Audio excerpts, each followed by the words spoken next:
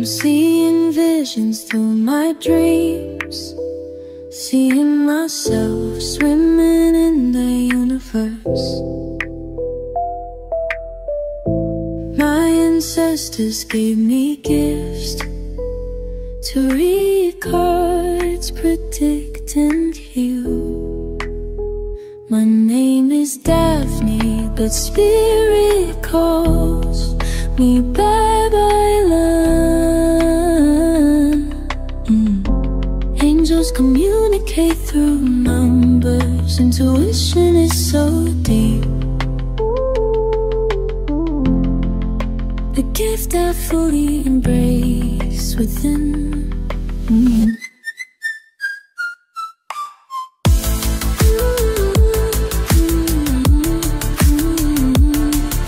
Hi everyone! Welcome po sa inyong reading. Again, this is for romantic reading and general po siya ha. So, pwedeng mag-resonate sa inyo yung buong reading, pwedeng konti lang. Take what's only yours. This is also a timeless reading.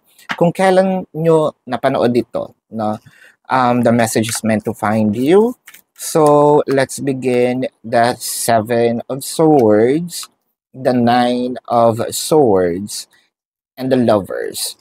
So, medyo nagdadalawang isip tayo ngayon, no? Kung meron bang ginagawa si person na kakaiba. Meron tayong parang gut feeling dito na ang person natin is doing something behind our back. And we smell something fishy, medyo Nine of Swords, hindi tayo nakakatulog ng maayos, hindi tayo masyadong nagbalisa tayo, no? Sa madaling salita. Gusto mong kausapin, pero natatakot ka, baka mamaya sabihin napakamalisyoso naman ng iyong pag-iisip. For those of you na alam naman yung word, no, na twin flame, baka iniisip nyo na this might be a karmic twin flame, no? Baka puro learnings lang itong ihahain nitong iyong twin flame. For those who doesn't know the twin flames, there's actually a lot of videos, no, by me or by other people. You might wanna dig deep into that. Pero kung wala pa naman, so this is a normal, no, na relationship. So with the Seven of Swords, parang feeling mo this person is somewhat betraying our trust. Somewhat nga lang ba? With the King of Wands and the Hangman, hindi nagko-connect the dots. Parang you're connecting the dots and it doesn't match up. Nag-iiba-iba yung statement. Probably, saan ka galing kahapon? Galing ako kala kumparing blah blah yada yada. And then, maya-maya, tinanong mo na naman siya, saan ka uli galing kahapon? Ay, nagpunta ako sa office, blah blah yada yada. Kaya ako na late, blah blah. So with the Hangman, parang yung sinasabi niya, inconsistent na. With the King of Wands, pwede nga sinasabi palaging overtime. So, kapag wala ito sa feeling mo, sa paningin mo, nai-stress na tayo, lalo na pag matutulog na, lalo na pag gabi na. With the Nine of Swords clarified with the Page of Wands and the Knight of Wands. So, dahil meron na tayong pagkabalisa, no? Hindi naman sa pagiging pakialamera natin. Dumadating na tayo dun sa part na ini-stalk na natin yung kanyang mga posts, kung sino yung mga kasama niya. Meron pa nga sigurong pagkakataon na nasa back ng mind natin, no? Sundan ko kaya yung iba sa inyo sumunod na. It felt like medyo, sabihin natin na trigger na, no? Yung pagkapraning natin. Kasi in the first place, pag tinatanong natin siya, we can't find, no, security. Dapat, which is binibigay niya para mawala na itong, agam-agam natin sa isip.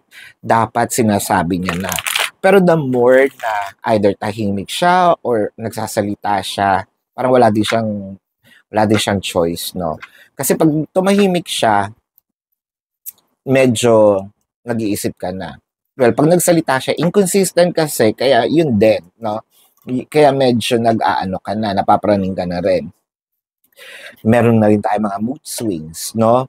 Parang sinabi mo dito, feeling ko kasi dati siya yung taong para sa akin, no? Pero baka yung decision ko, baka meron din ditong self-blame, no? Humaharap ka sa salamin, kinakausap mo sarili mo, ito ba yung taong minahal ko? Tama ba yung decision kong ibinigay ko sa kanya, yung relationship? Tama bang ibinigay ko sa kanya yung pagmamahal?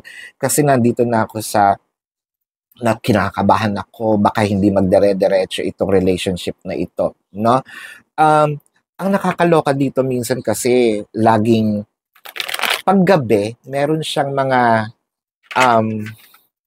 or hapon, no? Basta yung pakagat na yung gabi, lagi siyang merong dahilan para malate either ng uwi, para, yung usual na, let's say, pagdating ng mga 6 ng gabi, no, nag-start na kayong having a conversation, kung kayo hindi naman nagsasama sa bahay,